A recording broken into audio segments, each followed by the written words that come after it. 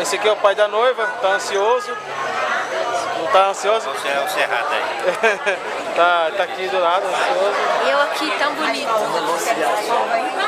Parece até um bispo, né? Mateuzinho de pastorzinho aqui hoje. Ele vai abrir, ele que vai abrir a celebração. Aqui tá o nosso homem de Deus aqui que vai... Que abre as portas da esperança. Tá filmando. Ah, tá filmando, eu tô... Você é sacana, hein? Tá sacaneando o cara. Esse aqui é o noivo. Bonitão, como sempre.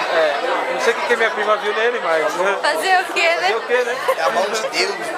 É a mão de Deus mesmo, senão não casava. Então a paixão foi dobro, porque o seu divino também se apaixonou por mim. A mão de Deus, senão não casava. Essa aqui é a mãe da noiva, a minha tia, que é uma gata. E aqui é a filha que vai pagar a conta. Nossa, agora vai ter um festival de gente feia passando.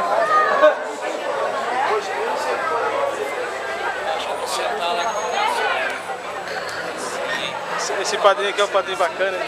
Deixa eu mostrar aqui o... Vem cá, vem. O que você tá sentindo, prima? Tudo, Tudo?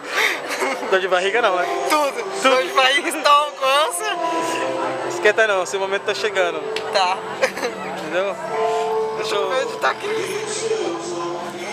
Esse é o pai da noiva que tá todo apreensivo. Matheus já vai entrar. Ok?